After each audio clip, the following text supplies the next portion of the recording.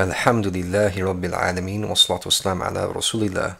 Alhamdulillah, this is now episode 28 of the podcast, The Forward, and today I'm going to try something a bit new and a bit different, which is to take a khutbah in Arabic and do an audio translation with partial commentary. So I've got a khutbah here by Imam Muhammad Sayyid al-Bulti, rahimahullah, about Dhul Hijjah, and it's entitled what are the good deeds that are required or demanded or sought in these 10 days. And this is a khutbah that was given in 1999, and I will put the link below to the where it can be found on the Naseem Asham website, where you can also find an audio recording of it. So the khutbah is very, very relevant, very, very useful, because it addresses misconceptions that a lot of believers have as to what constitutes a good deed.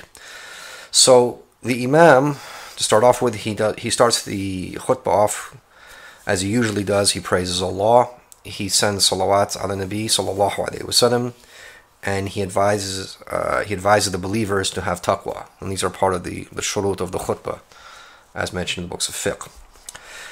Then the Imam al-Bulti rahimahullah, he proceeds and he quotes the hadith of the Messenger of Allah sallallahu alaihi wasallam, where he says that there are no days in which righteous action is more beloved to Allah or that are better than in these 10 days. مَا مِنْ أَيَامٍ الْعَمَلُ الصَّالِحُ فِيهَا خَيْرٌ مِنْهُ. And if you want to see the full text of these hadith in English, I have a translation done from the Adhkar of Imam Nawawi, his chapter on the Adhkar of the 10 days of Dhul Hijjah. And you can find this hadith in Al-Bukhari, you can find it in Imam At-Tirmidhi's collection, Imam Abu Dawud's collection, and so forth. Imam At-Tirmidhi, his full wording is, there are no days in which to do righteous action that are more beloved to Allah than these 10 days.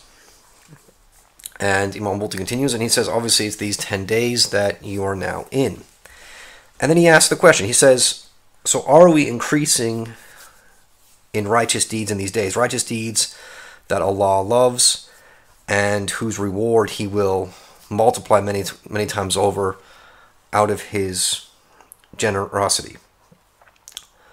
Then he says, this expression, al-amal salih, righteous action or good deeds, is kalimatun aamatun shamilatun. It is a general, comprehensive word. Right, it's all-encompassing, so to speak. ليس كما يفهمها كثير من الناس محصورة في العبادات التي غدت تقليدية ليست محصورة لا في كثير من الصلاة, and so forth. So he says it is not, as many people understand, to be confined or restricted to the acts of worship that have become traditional. Now this is a good warning here. Acts of, what he means by traditional, in the sense of that they're sort of they're acts of worship that we're so used to. We're very, very used to them, and it can get to the point where when we do them, it's almost like we're just going through the motions. And this is what is going to be addressed in this khutbah. It is not restricted. This expression, amal salih, righteous action or good deeds, is not restricted to doing a lot of prayer, or doing a lot of fasting, or doing a lot of recitation of the Quran, or doing a lot of hajj. And this is another issue, because a lot of people do hajj over and over again. And you can see there's a video that was put up recently on the Naseem Asham channel. It was a clip from Imam al-Bulti, and he was talking about people who go to hajj and they come back just as they left. And he says a lot of that has to do with people who do hajj over and over and over again. They do more than what's required, which is only once in a lifetime.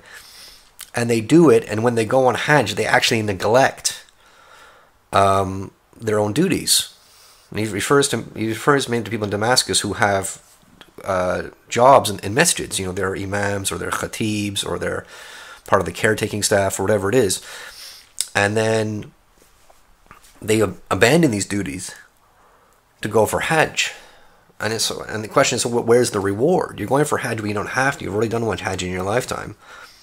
And you are relinquishing duties that you have in your hometown. And he says these people they return just as they left. They haven't actually benefited from the Hajj, and it's highly unlikely their Hajj is accepted. So he continues. He says the word al-amal salih, righteous action, is a comprehensive, all-inclusive word, and includes all of these acts of worship that we mentioned, and it includes other ones.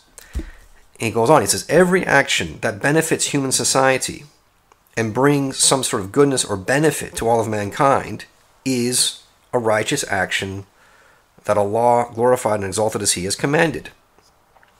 And if it is crowned, if this action is crowned with a good intention and with an objective to seek the pleasure of Allah, Azza wa Jal, mighty majestic is He, then that is the core of the worship that Allah commands, that He commands His slaves to.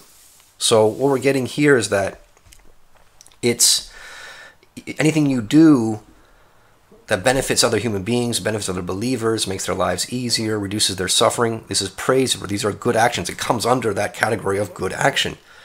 And you make it better, you crown that action by having a good intention seeking to please Allah. The Imam continues. And he says, I say this because there are many people who imagine that good deeds, or the good deeds that draw the slave closer to Allah, are only on that list of actions, or that list of acts of worship that are done or practiced, most of which in the masajid. And then when a person leaves the masjid and he goes out into the society or he goes home, then فَلَا شَأْنَ لِلَّهِ سُبْحَانَهُ وَتَعَالَى بِمَا يُمَارِسُهُ الْإِنسَانُ مِنَ الْأَعْمَالِ الْأُخْرَى. Meaning that he doesn't have to worry about Allah. Allah has nothing to do with what he does outside the masjid. So when you're in the masjid, you have to be the good Muslim. You pray and you do your worship and you read Quran, you do your dhikr. And then when you leave and you go out to the society or you go home, then you're somewhere else. You don't have to worry about righteousness. You don't have to worry about halal and haram because you're not in the masjid now. He says this is a massive mistake in understanding the deen of Allah subhanahu wa ta'ala. And you have to understand that Allah's commands follow you wherever you go. He says, if you're with your family, you're with your children, with your wives and your children, Allah's commands follow you. And these commands to worship Allah subhanahu wa ta'ala, they follow you with regards to taking care of your family, taking care of your children, bringing happiness to your family and your children, being of service to them, taking care of their needs, giving them emotional needs, giving them financial needs, and so forth. And he mentions it here, atf alayhim. It's ayadihim lahum. And this is, again, something that many people amongst the Muslims, a lot of men misunderstand this point. They assume that their duty towards their family is restricted to the financial. That, as long as they're putting a roof over their family's head, they're putting food on the table, they're providing clothing, all the bills are paid, that's their job. And they don't realize that families, children and wives, they need time. They need you to spend time with them. You need to listen to them. You need to give them advice. You need to hear their problems. You need to be a role model for them, an example for them. You can't just meet all their financial needs and then take a step back and do whatever you want with your life. People have needs. And I've seen this personally because I've been a school teacher. I've seen this personally. I've seen, it's my personal theory. I mean, there might be psychologists and, educational specialists who agree with me, but it's my personal theory that misbehavior, when you have especially young boys, teenage boys especially, I would say even more so, who misbehave a lot. My personal theory is that a lot of it comes down to attention, that they're misbehaving and doing crazy things because their dads do not give them any attention. That's the only way they can get some attention from their dad. It's gone beyond the point of wanting love and care from their dads. They just want their dads to notice them. So what they do is they act up and they do silly things. So that's just something to bear in mind here. But so as a father, to spend time with your children, to give them a love, to give them care, to be there for them, this is also a good deed. And if you have the right intention, your intention is to please Allah, then all the better. The Imam continues. He says, if you go out to the market in order to work in trade or in manufacturing or in farming, worship follows you. Your worship in these cases, in these situations, is to serve society with what Allah has made possible for you, and whatever affairs Allah has put you in charge of. So therefore, you trade so that you can be a servant for the interests of people. You manufacture so that you can be a service. You can be a servant to the needs of people and their benefits, right? So whatever it is that you're making, whether you're making cars and high-tech appliances, or whether you're making something as simple as a pencil or paper, these are all things that make life easier for people. So if you make that your intention, that you're going to make lives easier for people, you're going to reduce their hardship, reduce their suffering, whatever it is, and you're doing that to please Allah, then your reward is greater. And then he goes on, the Imam continues, and then you farm for the same purpose. Then you follow through that, you follow the way that Allah has commanded, Azza wa Jal, and therefore you do not cheat in your service to humanity. You do not deceive or defraud anyone through the striving of yours and through you carrying out your job and performing your tasks, which is your service to the community. You don't lie, you don't deceit, you don't delude anyone, and you don't engage in anything that Allah subhanahu wa ta'ala has forbidden you from doing.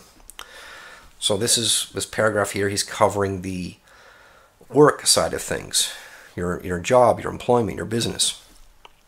The Imam continues, and he says, and then when you are with your friends, in your gatherings, you're sitting with them, in your nightly conversations and other occasions, you should know that the righteous action that Allah has commanded you also follows you in this situation, in those states, and that when you are sitting with your friends and your colleagues, you are commanded. You are commanded in these situations to command to the good and forbid the evil, and to give nasiha, because ad-din al-nasiha, to give sincere advice. Wherever you are, you advise yourself first and foremost. You advise your family, secondly and especially. And then you advise those who seek shelter in you, those who come to you to seek recourse in you. They come to you, you seek them, you give them advice as well. Thirdly, and so on and so forth.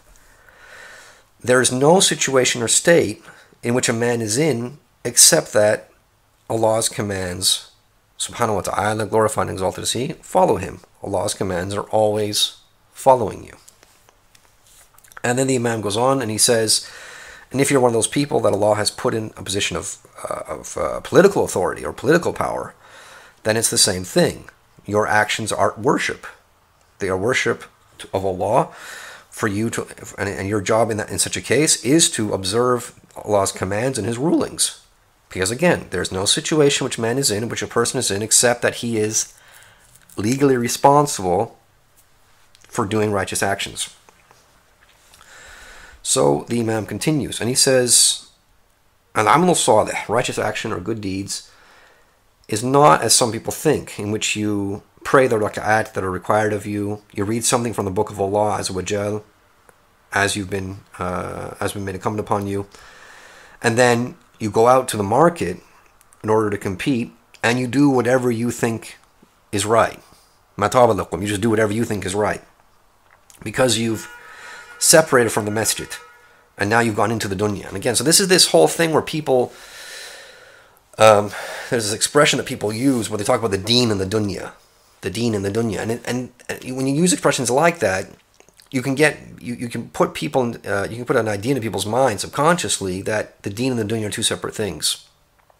That the deen is just prayer and fasting and reading Quran, and i.e. the stuff you do in the masjid, and then the dunya is something else, and Allah's commands only apply to the masjid, and then when you're out in the dunya, so to speak, at work or with your friends or whatever it is, then anything goes. It's just whatever you think is right, whatever suits you and your needs and your interests. The Imam continues, Imam al-Bulti, and he says, we have nothing to do with this mad talk, that's what he calls it, al-kalam al-majnoon, this crazy talk, which says, render unto Caesar what is Caesar's, and render unto the Lord what is the Lord's. And again, this is, I believe, a quote from the New Testament.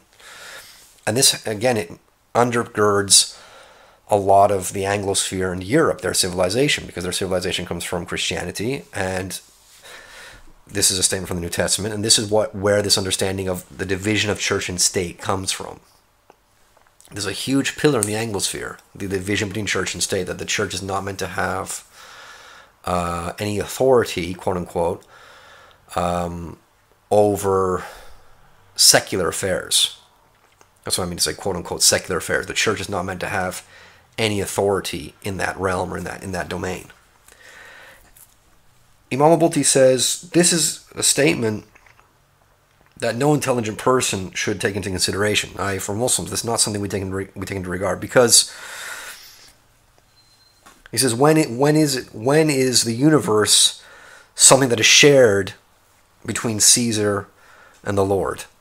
When, right? Because Caesar belongs to Allah. There's no such thing, because again, when that statement, render to Caesar what is Caesar, that means the secular authority, i.e. the government or the king or whoever it is. That's what it means. Rather, as the Imam continues, you are in a state in which you are legally responsible for righteous action, and the foundation of all of this is good human manners, or righteous, rightly guided, humane manners. This is the foundation of the matter. This is the axle from which all other righteous actions branch out. All of the righteous actions that Allah subhanahu wa ta'ala has made us responsible for, they all branch out from righteous human manners, or sound human manners and morals. This is what he's getting at, khuluq. And he continues, he says, وَلَعَلَّكُمْ جَمِيعًا, perhaps all of you know the sahih, the authentic hadith, the well-known authentic hadith in which the Messenger of Allah sallallahu alaihi wasallam said, إِنَّمَا بُعِثْتُ لِيُتَمِّمَ مَقَارِمَ الْأَخْلَاقِ, I was only sent to perfect noble character. And this is sahih, it's in the Musnad of Bazar, and it's on the authority of Abu Hurairah. So the Imam continues, and he says, if you see that Allah Azza wa Jal, Allah Mighty Majestic, has commanded you to correct your theology, to have sound theology, and that you understand the universe as it truly is, then that is in order for you to rectify your character, to rectify your morals and your manners. Again, if you see that Allah Mighty Majestic has commanded you to pray, and he quotes Surah Al-Taha, ayah 14, the 20th chapter, ayah 14, وَقِمَ الصَّلَاةَ لِذِكْرِ, and establish the prayer for my remembrance, and he commands you to do a lot of dhikr of him, then that is so that is nourishment for your sound human manners. If you see Allah subhanahu wa ta'ala forbidding you from a group or a list of forbidden things or haram things, then know that all of that revolves around the axis of one thing, and that is so that you have these sound Muslim human manners that are rightly guided. And there's no value to human action, to righteous action, if it has not been planted in the soil of good manners, good human, rightly guided manners. Absolutely. So this is what the Imam is getting at. He's saying, you look at all these righteous actions, praying and fasting and so forth, and even serving other people and serving your family, but everything, what it comes down to is good manners. This is the foundation of it all. We all need to have good manners and morals. We need to have good character. We need to be good to other people and to show them love and kindness and politeness. So he continues, he says, righteous action is that which turns green as a plant. He's using a plant analogy, and is planted or grows out of the soil of sound human character, sound human manners. And then this character, out of this character comes all other righteous actions. When a person adheres to sound human morals, sound upright human morals and manners, which the religion has brought, most of which the religion has brought for the sake of, then everything that comes out of man, out of that person, is a good action. So what he's saying is, when someone has built that foundation where they've made themselves someone of good, upright, rightly guided character, someone of upright, rightly guided manners and morals. When that foundation has been set, then everything else that person does is righteous action. It comes under the category of righteous action.